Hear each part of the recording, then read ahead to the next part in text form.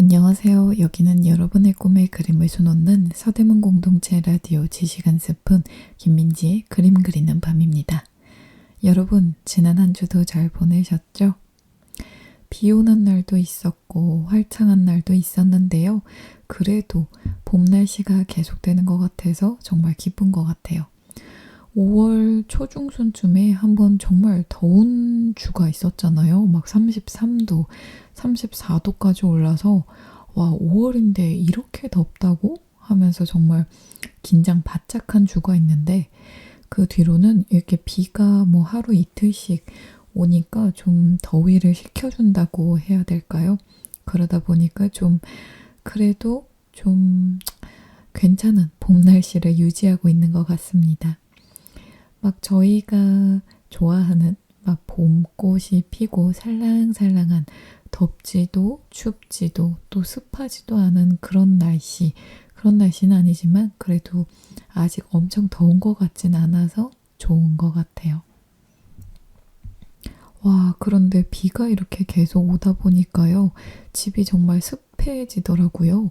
그래서 저는 제습기라는 이 가전제품의 필요성을 사실 못 느꼈었거든요. 근데 너무 5월달인데도 벌써 습한 날이 많고 해서 제습기 좀 사봐야 하나? 라고 검색해 보니까 이게 막 쉽게 구입할 수 있는 저렴한 뭐 10만 원 미만의 가전제품이 아닌데도 불구하고 많은 분들이 벌써 구비해서 너무 잘 만족하면서 사용한다고 하더라고요. 그래서 저도 좀 여러 가지 알아봤었는데요. 제가 느꼈을 때는 제습기를 제가 이때까지 필요로 못 느꼈던 이유는 겨울에는 뭐 건조해서 당연히 쓸 일이 없고요. 그리고 아파트 생활을 하다 보니까 뭐 결로라든지 그런 일이 없었거든요. 근데 이렇게 봄과 가을 에어컨 틀기는 어정쩡한데 습한 날, 이 습기를 날려줄 때 많이 사용한다고 하시더라고요. 그리고 온도가 그렇게 높지 않은데 습한 날 있잖아요. 그럴 때도 많이 사용하시고 자취하시는 분들이 빨래 널거나 화장실 사용한 뒤에도 잘 사용하신다고 합니다. 그래서 저는 에어컨에 제습 기능이 있을 뿐만 아니라 에어컨을 틀면 좀 이 습함, 꿉꿉함이 좀 날아가잖아요.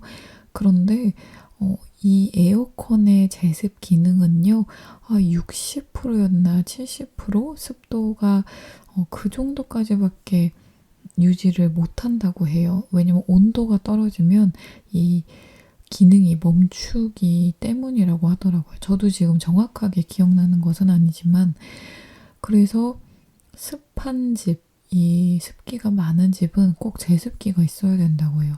근데 제습기가 생각보다 전기세도 많이 나오고 제습기 자체도 좀 가격이 만만치 않더라고요. 그래서 저도 이것저것 따져보고 좀 좋은 걸 사고 싶은데 어떻게 해야 하는지, 그리고 좋은 거는 막 40만 원, 60만 원 이래서 그 정도를 지금 투자해야 되는 건지, 아니면 제습기 없이 좀 좋은 뭐 생활의 지혜 같은 꿀팁이 있는지 좀 이런 걸 찾아보고 있습니다. 여러분들은 집 안에서 습기를 날려보낼 때 어떤 꿀팁들이 있으신가요? 제가 아직 생활의 지혜가 부족해서 이런 부분 너무 좀 알고 싶고 간절합니다. 그리고 또 며칠 전에 부처님 오신 날이었잖아요. 저는 천주교인으로서 성당을 다니지만 이 부처님 오신 날이 굉장히 큰 행사라는 것은 잘 알고 있습니다. 부처님 오신 날에 대해서 제가 조금 알아봤는데요.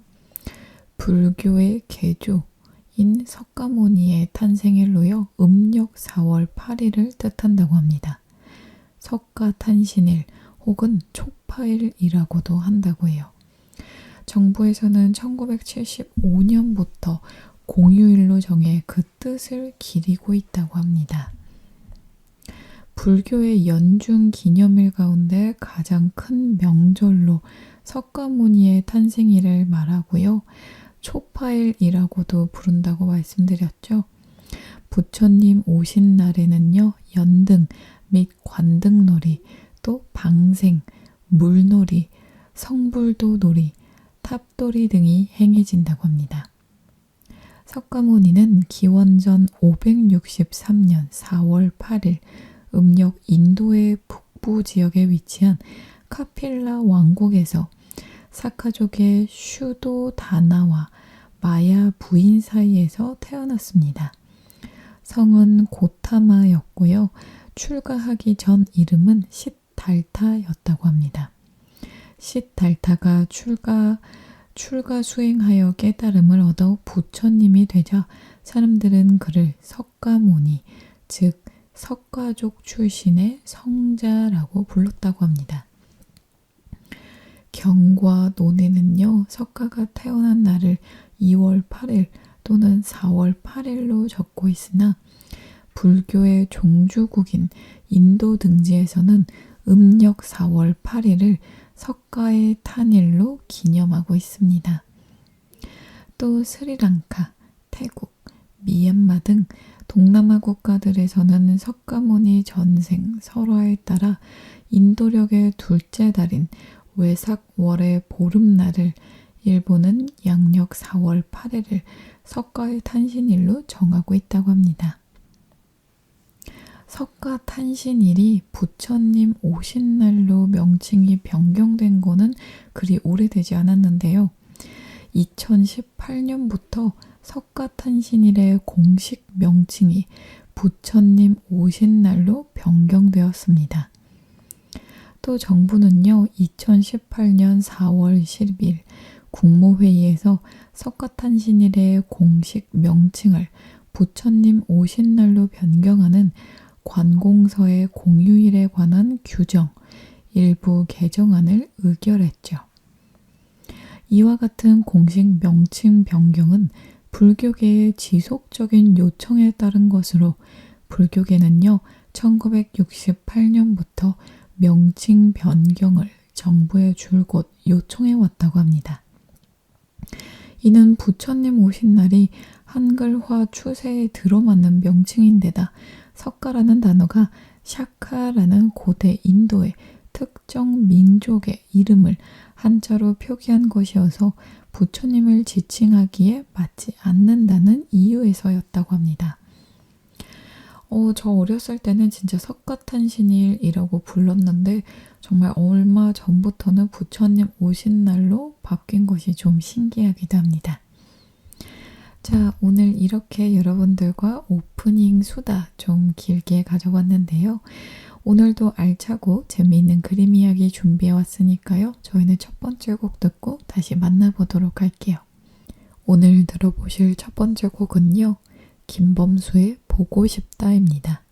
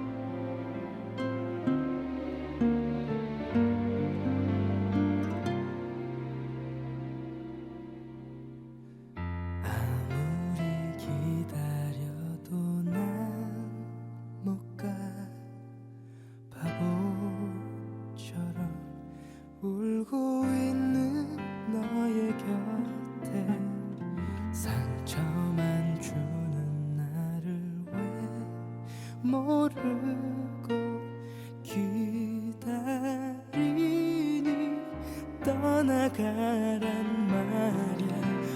보고 싶다 보고 싶다 이런 내가 미워질 만큼 울고 싶다.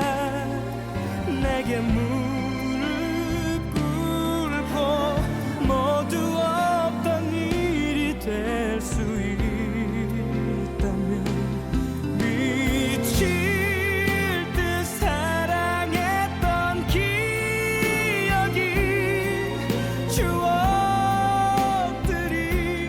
너를 찾고 있지만 더 이상 사랑이란 변명에 너를 가둘 수 없어. 이러면 안 되지만 죽을 만큼 보고 싶다.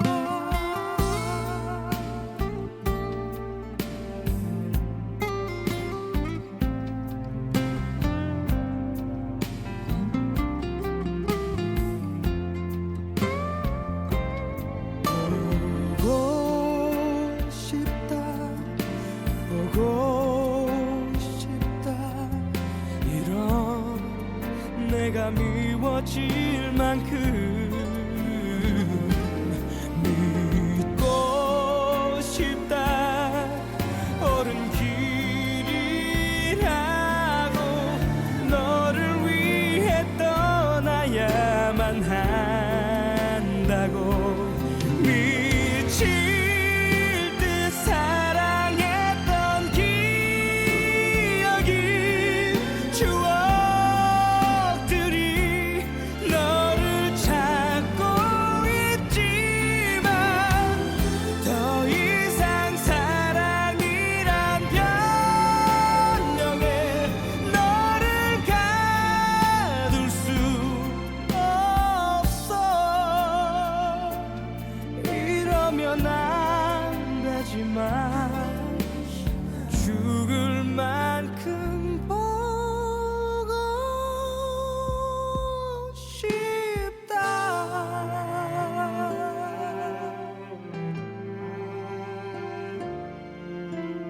죽을 만큼 믿고 싶다.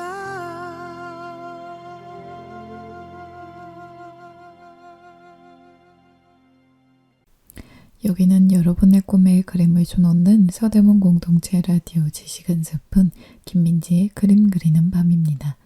방금 듣고 오신 첫 번째 곡은요. 김범수의 보고 싶다 였습니다. 자, 오늘 준비한 그림 이야기의 주인공은 과연 누구일까요? 저번 주에 이어서 에두아르 만의 이야기 조금 더 하면서 마무리 짓도록 하겠습니다. 만의 작품 굉장히 좋은 작품들이 많아서요. 작품 위주로 후반부에 좀 알아보도록 하겠습니다. 자, 지난주 방송을 못 들으신 분들도 계시기 때문에요. 에두아르 마네가 어떤 화가인지 어떤 일생을 살았는지 간략하게 알아보고 넘어가 보도록 할게요. 마네는요, 프랑스의 화가로 프랑스 파리의 일상 속 인물이나 풍경을 소재로 그림을 그렸던 화가입니다. 원근법과 입체감을 없앴고요. 빛의 강약으로 표현한 새로운 화법은 인상파 화가들이 등장하는 계기가 되었죠. 그래서 인상파의 창시자, 근대 회화의 아버지로 불리곤 합니다. 혁명이 가져오는 변화는 근본적이고 총체적이죠. 그래서 그 변화 이후에 다시 과거로 돌아가는 것은 불가능합니다. 르네상스 이후 서양 미술사에서 일어난 근본적인 변화, 다시는 이전 같은 그림을 그릴 수 없게 만든 혁명의 기점에 화가 에두아르 마네가 있었습니다.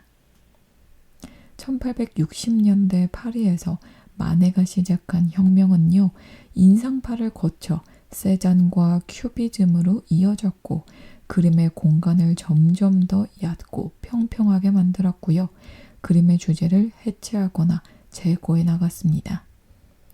무엇을 어떻게 그릴까가 아니라 그린다는 행위의 의미가 무엇인가, 또 그림이란 것의 본질은 무엇인가를 물어온 이 흐름은 1960년대까지 100년간 이어졌고요. 완전히 주관적이거나 우연적인 추상 미술과 완전히 객관적인 오브제 자체로 귀결한 모더니즘 미술이라고 불리는 돌이킬 수 없는 역사가 되었습니다. 마네는 당연히 이런 역사를 예견하지 못했을 뿐 아니라 기질도 혁명가나 투사와는 거리가 멀었습니다. 유복한 법률가 집안의 삼형제 중 장남으로 파리에서 태어난 그는 사교적인 성격, 세련된 매너와 우아한 복장, 또 카리스마적 매력으로 남녀 모두에게 인기가 많았던 한량이었다고 해요. 마네가 작품을 통해 얻고자 했던 것은요, 미술계 중심의 인정과 명예였습니다. 51년의 길지 않은 생애를 살며 23년간 작품 활동을 한 그가 출품한 살롱전이 20번이나 되는 것은 이에 대한 그의 집착을 말해주고 있죠. 그러나 그는 6번이나 낙선을 했고요. 살롱에 전시된 작품이 호의적인 평을 들은 것도 3번 정도에 불과했습니다. 자기 작품이 19세기 미술사 최고의 혹평과 추문의 표적이 되는 상황을 그는 전혀 즐기지 않았고요. 매번 큰 상처를 입고 낙심하고 말았어요. 이런 화가를 혁명의 주인공 마네로 만든 것은 그가 자기식으로 그린 그림으로 성공하려 했다는 사실입니다. 완전히 새로운 것이었던 이 감각의 의미를 밝히는 것은요, 간단한 일은 아니었죠. 무시할 수 없는 성취를 보여준 판화와 드로잉을 제외하고도 430여 점이 되는 그의 유화작품이 보여준 양식은 굉장히 다양했고요. 주제 역시 폭이 넓습니다. 마네는요, 사실주의자 쿠르베가 절대로 그릴 수 없었던 천사까지 그린 적이 있습니다. 또 그는 미술사에서 가장 많이, 가장 다양한 관점에서 연구된 화가 중 하나죠. 근대성의 발명자라는 대담한 부제를 달고 2011년 4월에 시작되어 현재 진행 중인 오르세 미술관의 마네 특별전에서 볼 수 있듯 아직까지도 새로운 해석의 대상이 되고 또 다른 시각으로 감상되고 있는 현대적인 화가이기도 합니다. 이렇듯 근대미술의 선구자 중 한 명이었던 마네는 1832년 프랑스 파리의 유복한 법률가 집안에서 태어났습니다. 어려서부터 미술의 재능을 보였지만 아버지가 반대하자 견습 선원이 되어 남미를 항해했다가 해군학교에 낙방한 후 토마 쿠티루의 화실에 등록하며 화가의 길을 걷기 시작했죠. 아카데미 화가인 스승에게 반발하며 루브르 박물관에서 옛 거장들의 그림을 연구했습니다. 1860년대 마네의 초기 화풍은 벨라스케스의 스페인 회화에 영향을 받았는데요.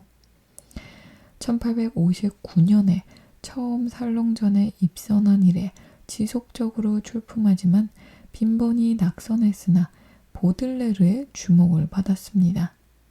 저희는 여기서 잠깐 쉬고요. 노래 한 곡 듣고 다시 만나보도록 하겠습니다. 이번에 들어보실 곡은요, 리쌍의 발레리노입니다. 사랑은 언제나 눈물이 돼 가슴에 남아 떠나지도 못한 채 또 길을 멈추네. 우리 사랑했던 그 추억만은 잊지 말아요. 내 맘에 영원히 남아 날 기쁘게 해줘요.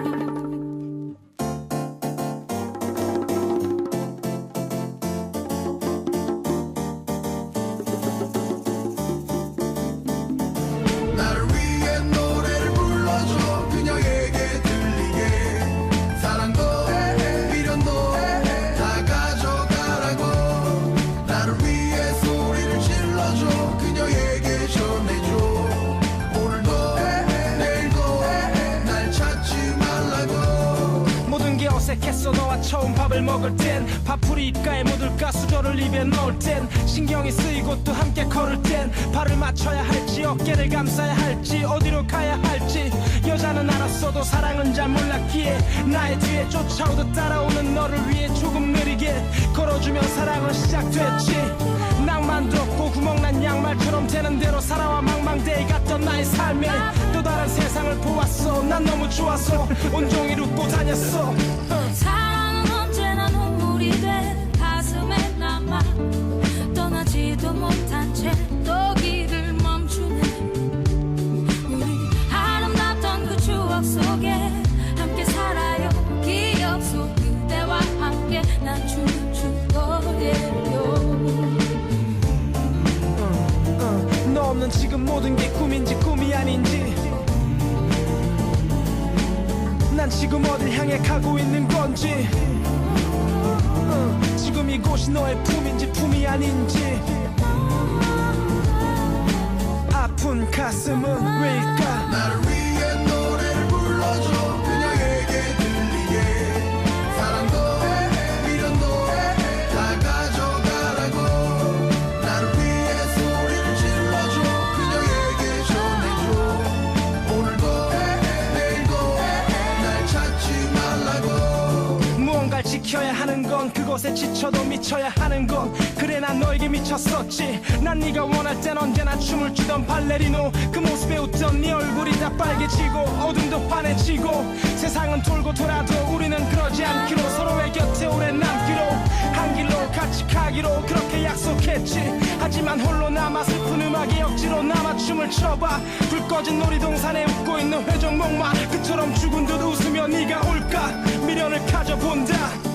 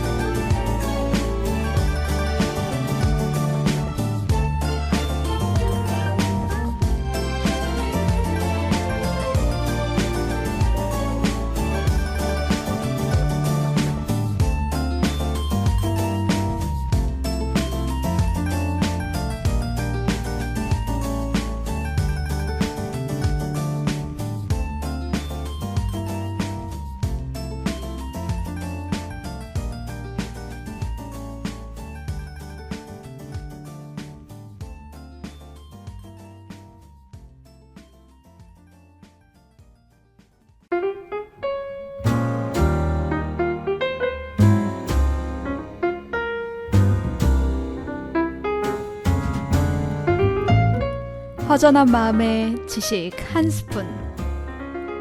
그림과 책, 인문학과 인도 이야기, 그리고 마음 나누는 대화법까지 지식 한 스푼의 풍성한 주제로 오늘도 지식 충전하세요.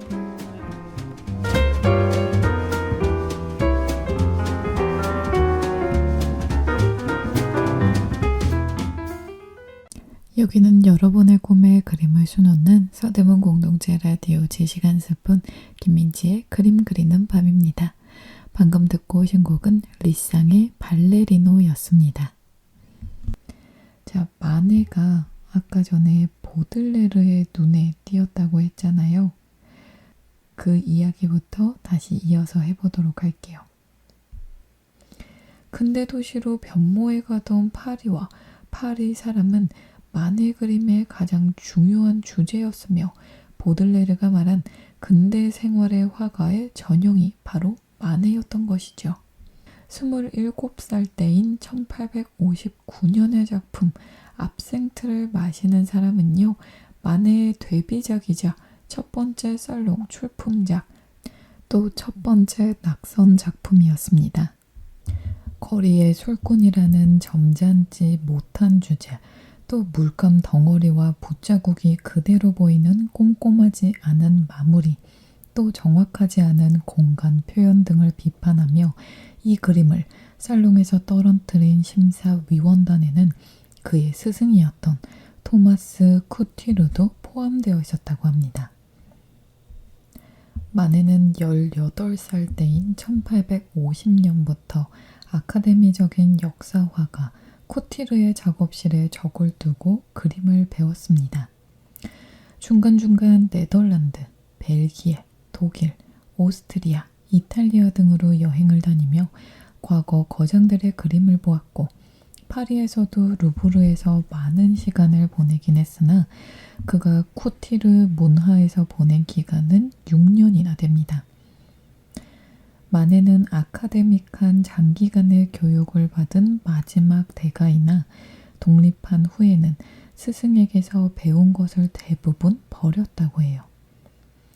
쿠티르는 1847년의 출세 작품 타락한 로마인들에서 고대 주제를 7월 왕정실의 프랑스의 타락상에 대한 알레고리로 삼았다고 합니다. 아카데미의 성공적인 역사화는요, 대개 이런 식으로 그림에 의미를 부여했는데요. 마네의 방식은 정반대였다고 합니다. 그는 벨라스케스의 작품 메니푸스와 같은 1인 초상화를 직접 연상시키는 이 작품을 통해 당대 주제에 과거 미술의 위상을 부여한 것입니다.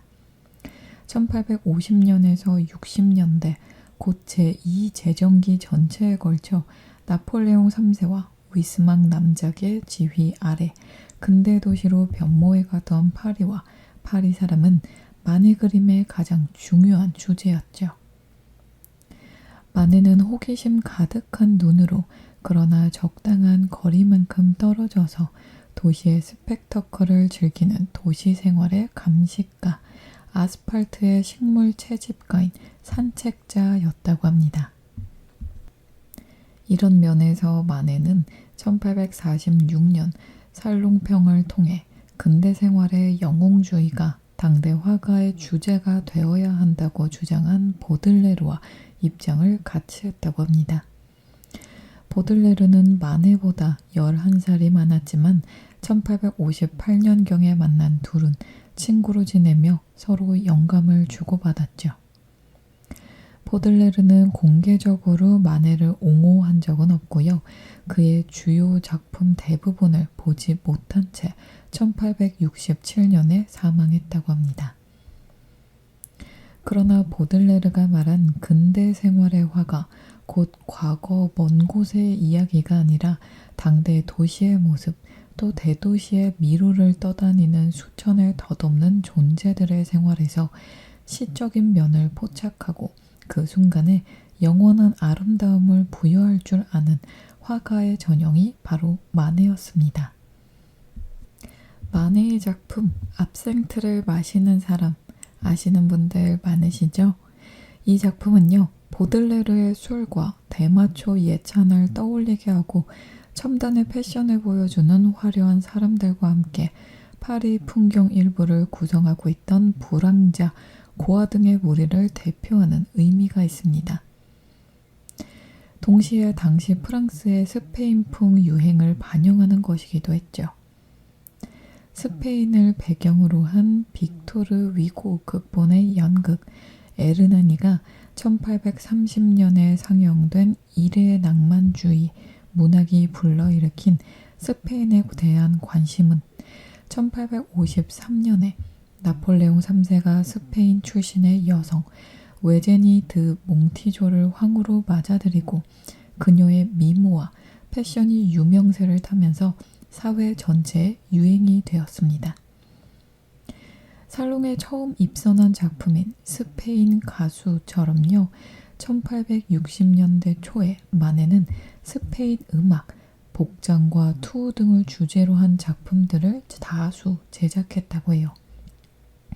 그에게 스페인은요, 이런 소재로서만이 아니라 이탈리아 미술의 이상주의와 대조되는 사실주의의 모범을 보여준다는 의미도 가졌다고 합니다. 저희는 여기서 노래 한 곡 듣고 다시 만나보도록 할게요. 이번에 들어보실 곡은요. 아이유의 Love Wins All입니다.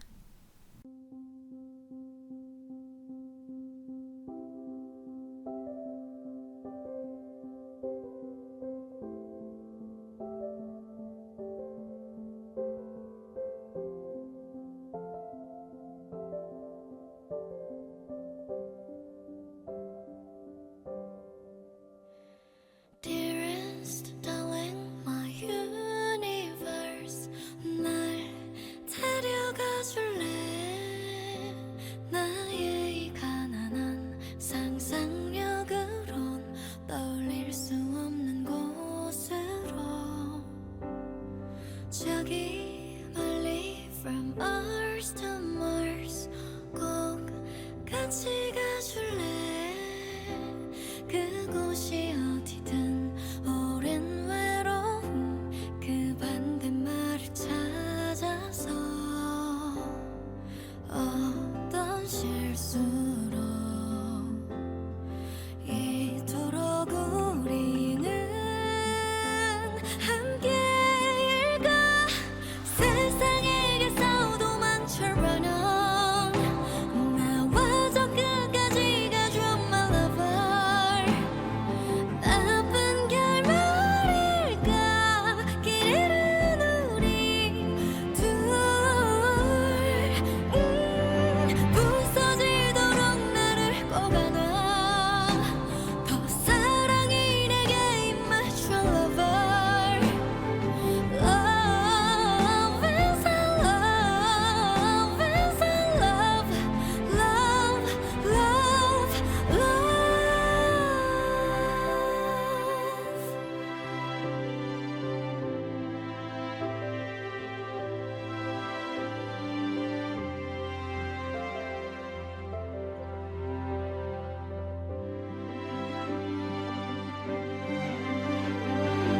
결국 그럼에도 어째서 우리는 서로일까? 세상에게서 도망쳐봐는 나와 저 끝까지 가줘 my lover. 나쁜 결말일까? 길 잃은 우리 둘 천천히 너를 두 눈에 담아 한 번 더 편안히 웃어주려 유연하듯 떠오른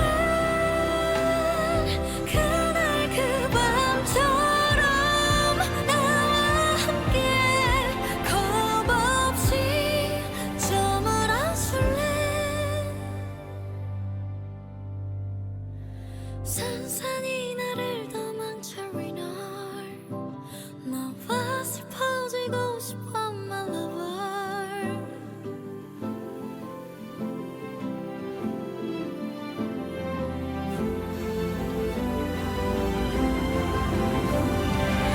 비련에게서 도망쳐라 넌 나와 저 끝까지 가줘 my lover. 일부러 나란히 길 잃은 우리 두 사람 부서지도록 나를 꼭 안아. 더 사랑이 내게 입맞춰 lover. Love is a love is a love. Love, love,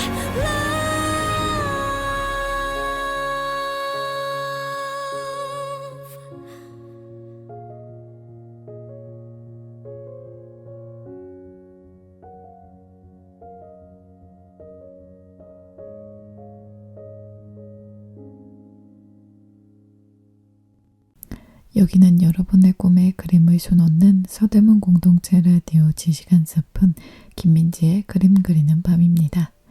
방금 듣고 오신 곡은 아이유의 Love Wins All 이었습니다.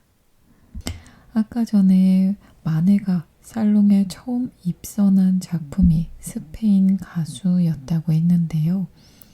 1860년대 초에 마네는 스페인 음악, 복장, 투 이런 주제로 작품을 많이 제작했다고 했죠. 그에게 스페인은 소재로서뿐만이 아니라 이탈리아 미술의 이상주의와 대조되는 사실주의의 모범을 보여준다는 의미도 있죠. 특히 1865년에 마드리드 방문 후에 그가 화가 중의 화가이자 회화에서의 이상을 성취한 화가라고 극찬했던 벨라스케스가 보여준 눈의 충실한 기법의 경제성과 색채, 독특한 화면의 공간과 구도는 그에게 핵심적인 영향을 주었습니다. 마네도 친구 드가와 마찬가지로 기본적인 관심이 도시에 사람에 있었기 때문에요. 풍경화는 거의 그리지 않았다고 해요. 예외가 있다면 바다 풍경입니다. 그의 작품 중에는 어떤 식으로든 바다가 등장하는 그림이 무려 40여 점이나 되고요. 작품 키어사지호와 엘라베마호의 전투와 같이 본격적인 해양화라고 할 만한 그림도 있었습니다. 이것은 반 데 벨데로 대표되는 17세기 해양화를 비롯한 네덜란드의 사실주의적 미술 전통이 스페인 미술과 더불어 그에게 큰 영향을 주었음을 보여주는 한 예이기도 합니다. 작품 키어사지호와 엘라베마호의 전투는요, 미국 남북전쟁 기간 중이었던 1864년에 프랑스 북부 해안 근처에서 있었던 미국 남북군 사이의 해전을 주제로 하고 있습니다. 당시 프랑스와 영국 언론에 큰 관심을 받았던 이 사건을 그는 곧 그림으로 그리고 판화로도 제작했죠. 키어사지호와 엘라베마호의 전투 작품에서 두 배의 모습은 화면 위쪽 수평성 부근에 작게 그려져 있죠. 키어사지호는 엘라베마호의 연기에 가려 잘 보이지도 않습니다. 그림의 중심은 검푸른 바다, 그 검은 색채 자체라고 할 수 있고요. 마네는 근대 화가 중 검은색을 가장 즐겨 사용했고 잘 사용한 화가라고도 할 수 있겠습니다. 벨라스케스의 그림에 격조를 부여했던 검정색은 마네에 와서 근대적이고 세련된 아름다움의 주요 전달 수단이 되었다고 했죠. 이것은 대개 평평한 모습을 띄었습니다. 1866년 살롱의 낙선작 피리 부는 소년의 상의, 또 제비꽃 다발을 든 베르트 모리조의 옷과 모자, 또 작품 작업실의 점심에 소년이 입은 자켓이 모두 세부 묘사나 명언 표현이 없는 검정색입니다. 제가 지난주에도 말씀드렸었는데요. 이 작품들의 검정색이 평면인지 정말 몰랐습니다. 그 정도로 다른 인물 묘사가 너무나도 입체적으로 잘 되어 있고 오히려 옷이 검정으로 평평하니까 오히려 인물의 이목구비 또 다른 부분에 잘 집중이 되는 것 같아요. 이게 그림이 주는 효과가 아니고 마네는 이것을 의도한 거 아닐까요? 작품 피리 부는 소녀는 데뷔 작품 압생트를 마시는 사람에서 시작된 벨라스케스풍의 1인 인물화가 완전히 마네식의 평평한 화면으로 변화된 모습을 보여줍니다. 쿠르베까지도 이를 못마땅하게 생각해서 그림은 카드가 아니다 라고 했는데 사실 이 그림의 인물 포즈는요, 당시의 타로 카드에서 가져온 것이었습니다. 타로 카드의 조커 의상을 군악대 복장으로 바꾼 이 그림은요, 입체감이 없을 뿐 아니라 주제도 없었습니다. 보들레르가 사망한 후에 마네와 친하게 지내고 그를 적극 옹호했던 또 한 명의 문학인인 에밀 졸라는요, 주제가 아니라 단순하고 정확한 분석과 선명하고 과감한 색채라는 미적 가치가 마네 회화의 독창성이라고 주장하여 그에 대한 형식주의적 비평을 사실상 시작했습니다. 이후로도 만해의 작품은 회화의 주제를 무의미하게 만들었죠. 그의 작품에는 주제가 없다는 주장에 이어져 이런 입장은 만해 해석의 큰 축을 이루고 있었습니다. 자, 저희는 여기서 잠깐 쉬고요. 노래 한 곡 듣고 다시 만나보도록 할게요. 이번에 들어보실 곡은요. 이클립스의 소나기입니다.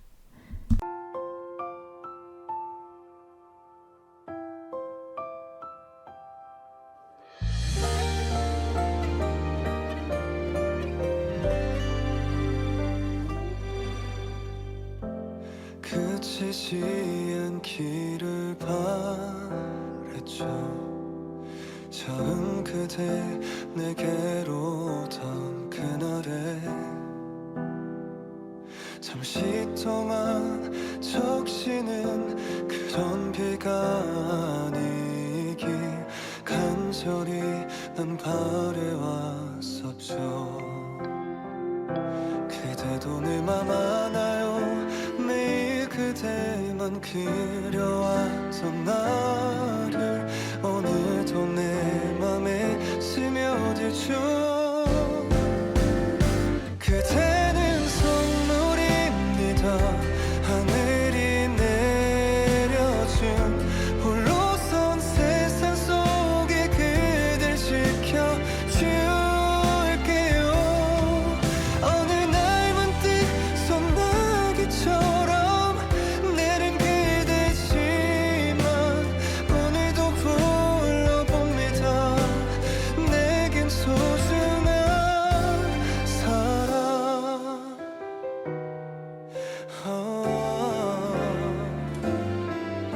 떨어지는 빗물이 어느새 날 깨우고 그대 생각에 잠겨요.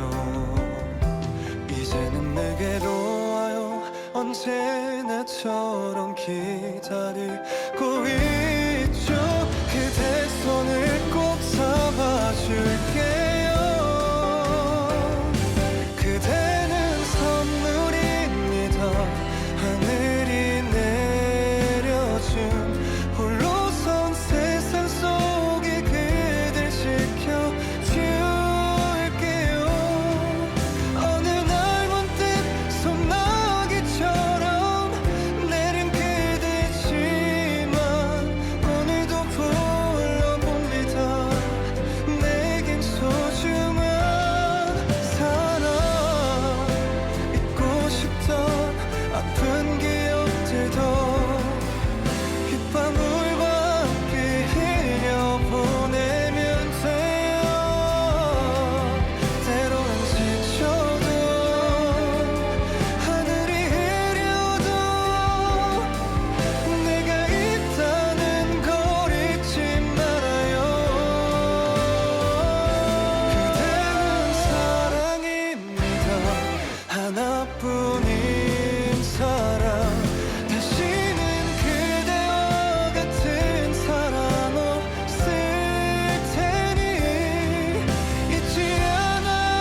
내게 주었던 작은 기억 하나도 오늘도 새겨봅니다.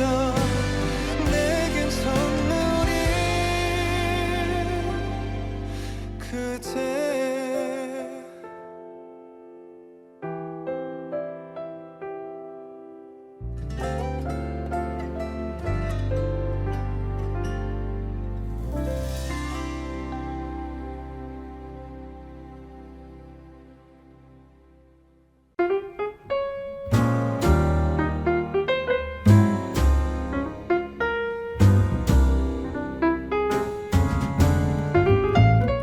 허전한 마음에 지식 한 스푼. 그림과 책, 인문학과 인도 이야기, 그리고 마음 나누는 대화법까지 지식 한 스푼의 풍성한 주제로 오늘도 지식 충전하세요.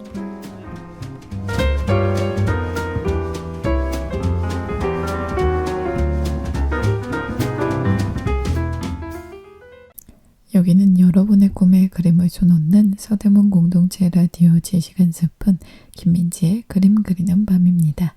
방금 듣고 오신 곡은 이클립스의 소나기였습니다.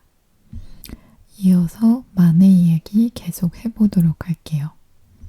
근대 도시의 산책자 만해의 정확한 눈은 오늘날까지도 우리가 사람과 사건을 보는 방식으로 대상을 보았습니다. 조간 신문에 나온 내용을 석간이 나올 때까지만 관심을 갖는 시대, 또 사람이든 사건이든 그 파사드만 접하고 곧 떠내려 보내는 근대 도시 생활의 깊이와 속도가 그림에 그대로 나타난 것입니다. 작품 작업실의 점심에서 인물만큼이나 중요하게 그려진 것이 식탁 위의 그릇과 음식, 왼쪽 구석의 투구, 또 칼, 총 및 후경의 화분과 같은 정물화적 요소였습니다. 만해의 거의 모든 그림에서 정물은 중요한 비중을 차지하며 때로 핵심적인 역할을 하기도 했죠.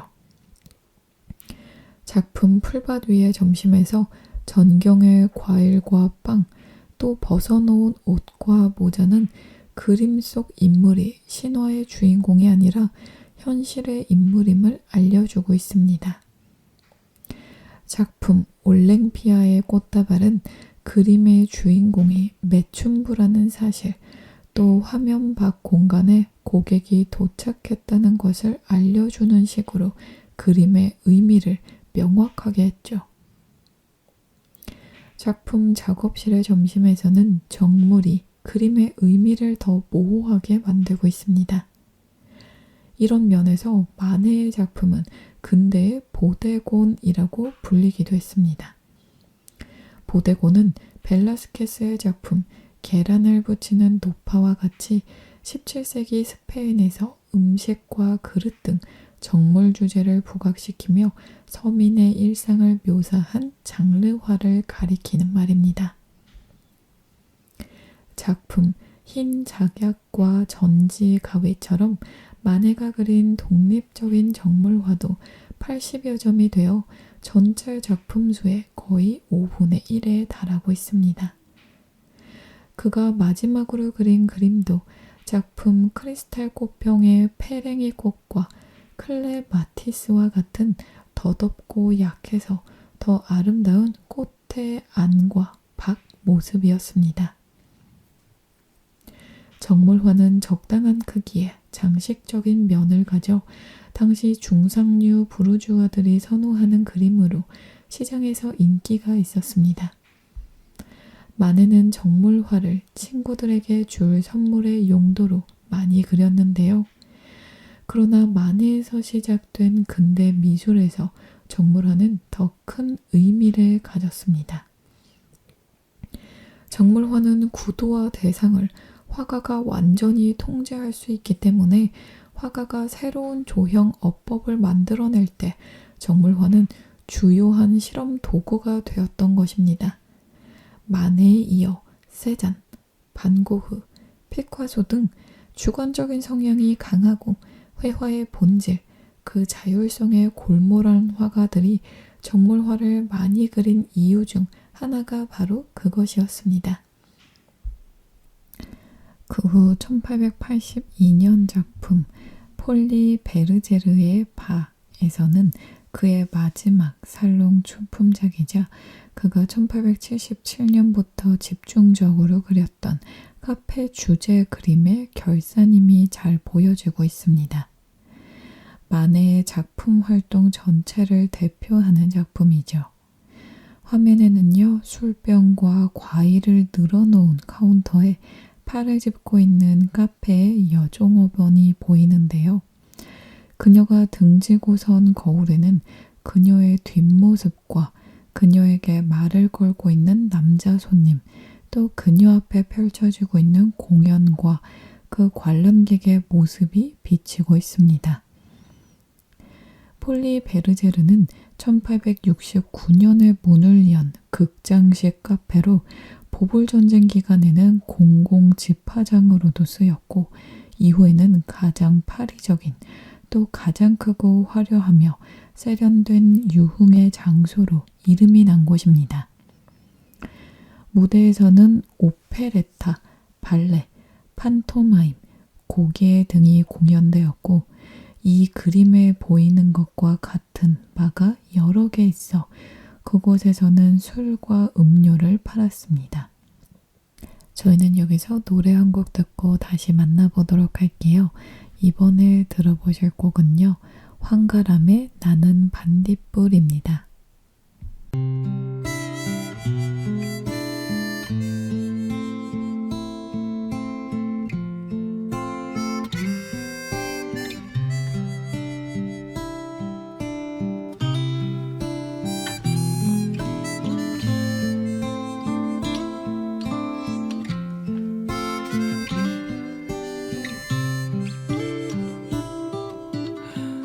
나는 내가 빛나는 별인 줄 알았어요.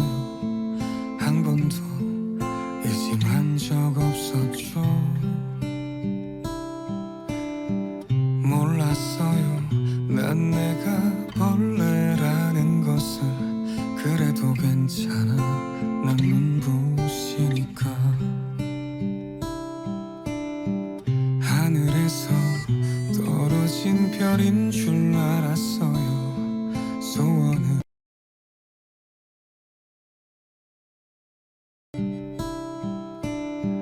몰랐어요. 난 내가 개똥벌레라는 것을. 그래도 괜찮아. 난 빛날 테니까. 나는 내가 빛나는 별인 줄 알았어요. 한 번도 의심한 적 없었죠. 몰랐어요. 난 내가 벌레라는 것을. 그래도 괜찮아.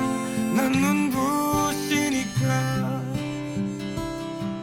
한참 동안 찾았던 내 손톱 하늘로 올라가 조승달 돼버렸지. 주워 담을 수도 없게 너무 멀리 갔죠. 누가 저기 걸어놨어. 누가 저기 걸어놨어. 우주에서 우주로 날아온 밤하늘의 별들이 반딧불이 돼버렸지. 내가 널 만난 것처럼 마치 약속한 것처럼 나는 다시 태어났지. 나는 다시 태어났지. 나는 내가 빛나는 별인 줄 알았어요. 한 번도 의심한 적 없었죠. 몰랐어요. 난 내가 벌레라는 것을. 그래도 괜찮아. 난 눈부시니까. 하늘에서 떨어진 별인 줄 알았어요. 소원을 들어주는 작은 별. 몰랐어요. 난 내가 개똥벌레라는 것을. 그래도 괜찮아. 난 빛날 테니까. 여기는 여러분의 꿈에 그림을 수놓는 서대문 공동체 라디오 제시간 스푼 김민지의 그림 그리는 밤입니다. 방금 듣고 오신 곡은 황가람의 반딧불이었습니다. 자, 아까 전에 폴리 베르제르가 카페였다고 했잖아요. 이 시기의 카페는요, 대중적 오락의 장이었을 뿐만 아니라 새로운 예술과 문학을 만드는 사람들이 모이는 문화의 중심지이기도 했고, 이 공간 자체가 문화예술 작품에 자주 등장하기도 했습니다. 마네의 경우 카페는 그가 지속적으로 관심을 가지고 작품화해온 오페라, 무도회, 경마장, 스케이트장과 같은 대중적 레저 관련 주제의 연장이었습니다. 이 작품은 만해 작업의 종합이라고 할 만한데요.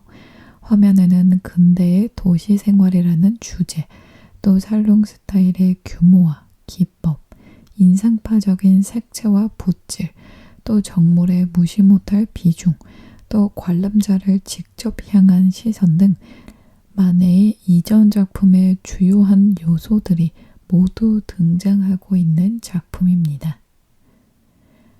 바의 카운터와 여종업원, 거울이 모두 화면과 평행한데 거울에 비친 그녀의 모습은 오른쪽으로 치우쳐 있고 꼿꼿이 서 있는 앞모습과 달리 거울 속 모습은 몸이 굽혀져 있다는 점은 이 작품에 대해 많은 의문점을 낳고 있습니다. 오늘도 시간이 이렇게 부족한데요. 만해 이야기는 정말 무궁무진한 것 같습니다. 자, 오늘은 이렇게 줄이고요. 저는 다음 주에도 알차고 재미있는 그림 이야기 가져와 보도록 하겠습니다. 지금까지 여러분들의 꿈에 그림을 수놓는 서대문 공동체 라디오 지시간 숲은 김민지의 그림 그리는 밤을 진행한 아나운서 김민지였습니다.